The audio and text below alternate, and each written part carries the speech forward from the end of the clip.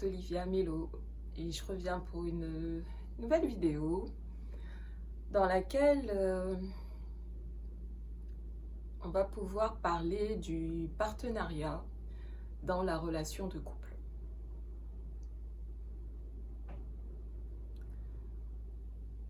C'est pas évident cette notion de partenariat, dans la mesure où il y a tant de mouvements d'énergie qui s'activent dans le lien à l'autre. Et souvent, ce qu'on n'a pas assez en conscience, c'est que le lien à l'autre a déjà été défini dans le subtil avant même que la rencontre ne se produise. Et ça, c'est un élément capital à comprendre parce que ça permet de conscientiser davantage que tout part du subtil. Tout part du subtil en nous, en l'autre, de ce qui est déjà défini. Alors, le fait que tout soit défini avant même la rencontre, est-ce que cela signifie que les dés sont jetés, que ça ne peut pas être modifié? Je dirais que de toutes les façons, dans notre vision, qui est généralement linéaire, de notre incarnation, de la relation de couple, s'il y a une problématique, une frustration, une insatisfaction à son égard ou à l'encontre de l'autre, on va souvent psychologiquement en faire un point qui va devenir presque obsessionnel, et avec même la croyance en arrière-plan que ça ne peut pas changer. Or, ce qu'on doit vraiment intégrer, c'est que à chaque instant, il y a une définition et une redéfinition de soi, et donc de l'autre, et donc de l'énergie. Parce que finalement, c'est pas tant l'autre, attention, hein, l'autre compte énormément puisque sa structure énergétique participe à venir activer aussi à l'intérieur de nous. Mais si on se place toujours dans son centre, à revenir à chaque fois dans son centre, comme ce fameux centre d'un vortex, où tout le reste tourne autour du vortex, gravite autour du vortex, mais il y a quelque chose qui reste dans son pilier, dans son axe. Et qui amène du coup tout le reste autour à s'actualiser. Comprendre ce mécanisme est vraiment important. Parce que la relation, elle ne naît pas, donc naître, naissance, elle ne naît pas à partir du moment où les deux individus se rencontrent.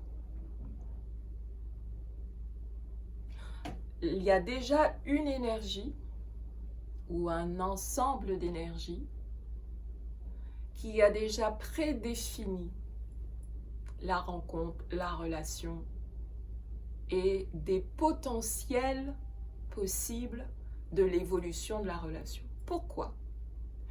Parce que ces potentiels ne sont pas inventés ils ne sont même pas à créer. Ces autres potentiels ou autres versions de cheminement et de résultats de la relation existent déjà dans le champ de potentialité. Et c'est là la bonne nouvelle. Parce que cela signifie que ça nous permet de sortir de cette croyance de linéarité, sortir de la croyance que la relation ne peut que soit fonctionner ou soit s'arrêter, même si, in fine, le résultat peut être ça ou ça.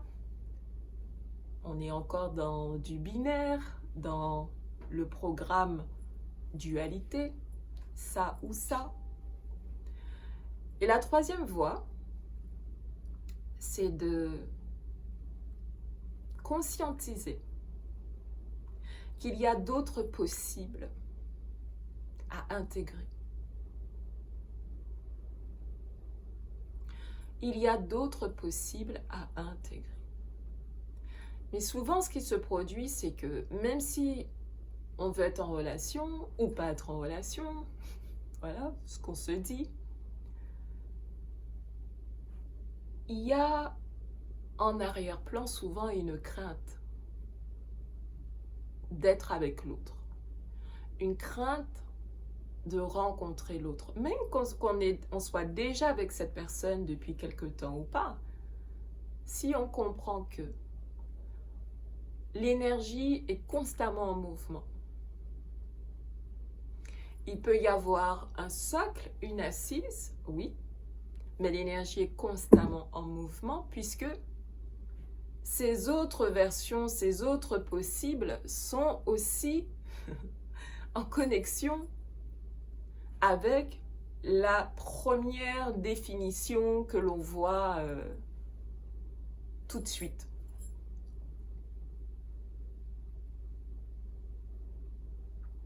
Donc aujourd'hui, j'ai vraiment envie de dire que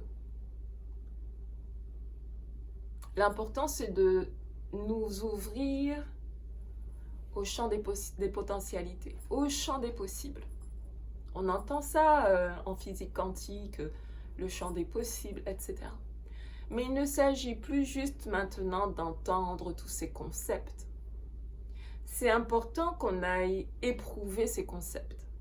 Simplement en se disant, par exemple, ok, d'autres possibles sont possibles. D'autres possibles existent déjà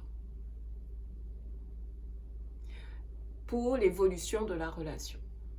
Que ce soit la relation qui est déjà incarnée ou non incarnée. Le simple fait d'avoir à l'intérieur de soi un élan de vivre la relation. Quand bien même après, le mental vient dire « Ah ben non, je suis bien avec moi-même, j'ai pas de problème comme ça. Ah ben non, ceci, cela. » Là, chacun doit rentrer dans son honnêteté intérieure. Faire le discernement entre les pensées du coup de découragement, les pensées de crainte, les pensées qui restent sur la peur de souffrir, la peur de la douleur, la peur d'avoir mal, et ce qui réellement est en soi. Et à partir de là, effectivement se dire, ok, voilà ce qu'a donné mes précédentes relations. Voilà ce qu'est actuellement cette relation. Conscientiser que, c'est d'abord énergétique. Le résultat de la relation, ce qui se vit dans la relation, c'est d'abord énergétique, c'est d'abord vibratoire. Pour ensuite se dire, ok, donc là où il est important d'actionner, c'est donc sur le courant vibratoire, le courant subtil, le courant énergétique. Ça n'exclut pas d'être toujours dans l'attention, dans la considération, dans l'observation et dans les actions concrètes avec cette autre personne, si elle est déjà là, ou si elle n'est pas encore là. Avoir des actions concrètes tout de même orientées vers ce qu'on a envie de voir se matérialiser. Et revenir toujours à ce savoir que rien aujourd'hui ne peut plus nous faire croire à ce que nous pensions être vrai dans le passé, à savoir que ce qui se présente à nous, c'est l'autre, et puis voilà, ça s'arrête là. Et on essaye de forcer, et on essaye de... Voilà, toutes sortes de choses. Ça, des tensions, ou du silence imposé, on ne sait plus où on en est, etc. Aujourd'hui, chacun peut comprendre, intégrer, entendre que tout part du subtil. Tout part de sa source d'énergie. Parce que c'est ce que nous sommes avant d'être matière. Nous sommes d'abord énergie. Énergie constamment en mouvement. Énergie vitale, énergie émotionnelle, énergie mentale, énergie psychique, énergie énergétique dans notre globalité, l'éthérique, etc., etc. Donc, premièrement, c'est d'intégrer cette évidence que rien ne se produit en dehors de notre énergie.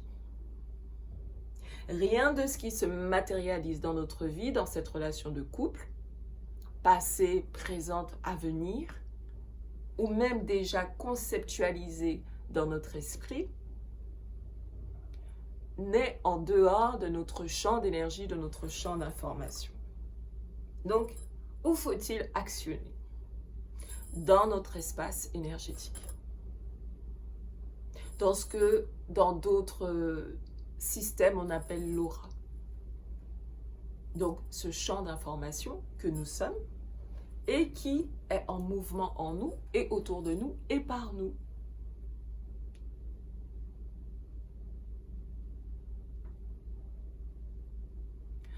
S'ouvrir à la richesse de ce que nous sommes, c'est très facile que tout le monde entende que nous sommes à l'image de Dieu, etc., etc. Mais concrètement, comment ça s'applique? Ce que nous appelons Dieu, la source, n'est en rien limité. C'est un champ des possibles. Ça signifie que, à partir de nous aussi, il y a un champ des possibles à explorer, mais au-delà de l'exploration, parce qu'on a beaucoup exploré dans tous les sens du terme, l'idée c'est non plus d'explorer vraiment, parce qu'on reste du coup sur le terrain encore de l'expérience. L'idée c'est d'être dans son honnêteté intérieure, dans sa certitude intérieure que voilà ce que j'ai envie de vivre. Et ce qui a envie d'être vécu ne part pas simplement de quelque chose de superficiel, puisqu'on le sait quand quelque chose pour nous est de l'ordre du passage, et quelque chose qui est là, bien présent, et qui ne part pas. Malgré tout ce que la tête peut se raconter, c'est intérieur, c'est là, c'est présent. Donc, est-ce qu'on continue à chaque fois à laisser les pensées nous faire croire que ce qu'il y a à l'intérieur de nous, c'est pas correct ou ça peut pas être vécu pour toutes sortes de raisons? Ou alors peut-on se dire, mais il y a d'autres possibles, il y a d'autres versions de cette relation, telle qu'elle m'est présentée aujourd'hui ou telle que j'ai vécu mes relations jusqu'à maintenant. Qu'est-ce qui allait dans le sens qui se rapprochait de ma sérénité amoureuse? Qu'est-ce qui ne s'en rapprochait pas? Et qu'est-ce qui était entre les deux? Et l'idée, c'est d'aller, même pas rechercher, laisser émerger en soi cette possibilité qu'un autre est possible. Une autre évolution est possible. Une autre incarnation de la relation est possible. Mais c'est pas évident. C'est pas évident parce que dans le même temps où on veut rentrer dans cette assise, dans ce savoir, pour en vivre ce savoir concrètement dans notre incarnation, dans notre matérialité, dans ce couple, s'activent aussi en même temps les freins, les peurs, les craintes, les croyances, les justifications qu'on n'a pas cessé de se répéter dans d'autres situations. Ça active le système nerveux qui, lui, a déjà enregistré toutes les situations de danger, de risque. Et c'est important de comprendre ce mécanisme pour ne pas se laisser avoir parce qu'il s'activerait en opposition ou en réaction à ce potentiel, ce possible qui commencerait à venir pour imprégner notre matière au travers de notre système mental, de notre système émotionnel, jusqu'à nos ressentis physiques, dans notre système énergétique. Cette information va commencer à vibrer de plus en plus fort que autre chose est possible dans cette relation, ou autre chose est possible dans la manière dont on vit la relation amoureuse. Donc le message, il est celui-là. Actionner, déterminer à l'intérieur de soi que, déclarer même à l'intérieur de soi que, je sais que d'autres possibles existent déjà. Je n'ai même pas à les créer, j'ai même pas à les imaginer ou que sais-je. Ils existent déjà. Parce qu'on n'invente rien. La version de nous qui est apte, prête à vivre cette relation telle que idéalisée, mais pas idéalisée dans le sens de quelque chose de non incarné, quelque chose qui existe réellement.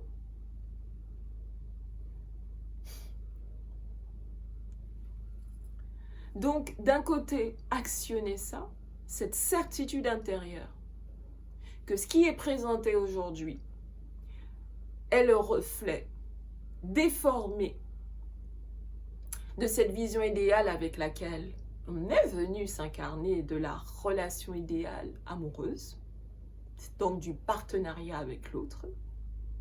On a cet idéal qui est à l'intérieur de nous, qui est déjà ensemencé, et qui, quand on le ressent de plus en plus présent, si on occulte, c'est pas si on occulte, mais si on est honnête pour voir que on a vraiment envie de ça, de vivre ça dans la matière, mais qu'on est parasité encore par des peurs, des craintes, des croyances. De toutes les façons, c'est compliqué. De toutes les façons, l'autre, ceci, cela. De toutes les façons, moi, ceci, cela. On va actionner en fait une autre version de nous et donc une autre version de la relation pour qu'elle s'incarne ou qu'elle se transforme. Donc, on actionne cette certitude intérieure que d'autres possibles existent pour amener cette information à vivre. Parce qu'elle vient déjà vers nous, cette information, si on la ressent, on l'entend, on la voit, selon ce qui est plus simple pour nous.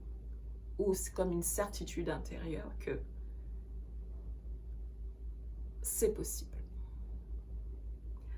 Et dans le même temps, on observe, on regarde, on transmute, on transforme, on actualise toutes les informations autres qu'on a crues et qui se sont ancrées dans le système énergétique comme étant binaire, que ça ne peut que fonctionner ou pas fonctionner. Que ça ne peut...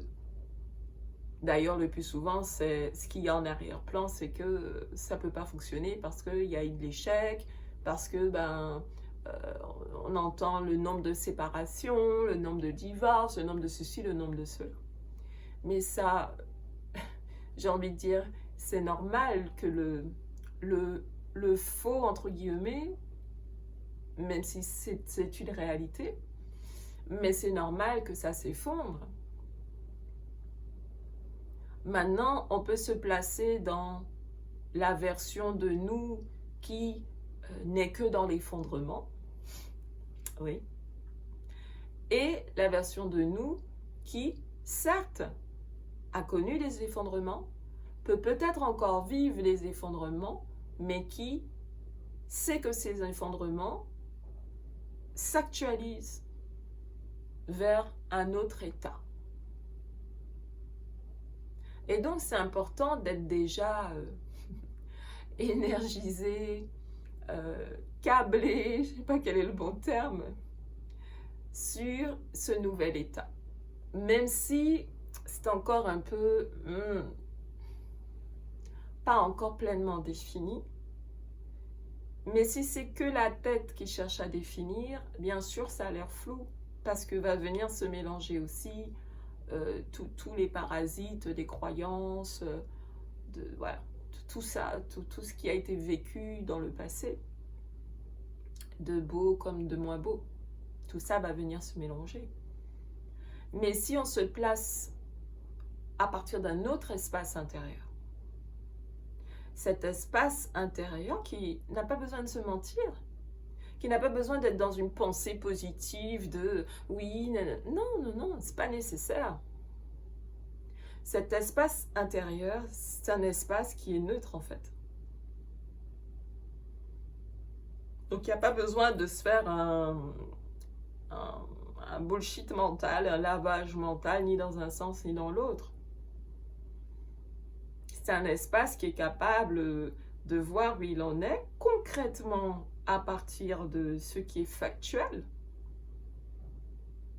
en voyant aussi ce qui veut s'ajouter par les pensées, parce que y a des parties de nous où chaque partie a son mot à dire, chaque partie a sa vision de la relation, chaque partie veut exprimer sa vision de la relation, sa vision sur soi, sa vision sur l'autre. Oh, et chaque partie de nous a un avis sur les choses. C'est assez intéressant quand on est là et qu'on écoute tous ces exposés à l'intérieur de soi, toutes les parties qui veulent donner leur avis. Dans un sens ou dans l'autre d'ailleurs. Mais l'important, c'est toujours de revenir à cet essentiel. Cet essentiel que nous ne sommes pas juste cette partie conditionnée à vivre et à répéter les mêmes choses, à être que dans des mêmes cycles. On peut reconnaître qu'on y est encore, mais que c'est en actualisation. Et du coup, si c'est en actualisation, eh bien, on se met déjà dans la vibration de ce nouvel état que l'on ressent déjà, que l'on perçoit déjà, que l'on voit déjà. C'est certain qu'on le ressent déjà, qu'on le voit déjà, qu'on le perçoit déjà, qu'on l'entend déjà. Maintenant, il faut arrêter de se laisser être parasité par les pensées d'incapacité, les pensées de doute, d'incertitude.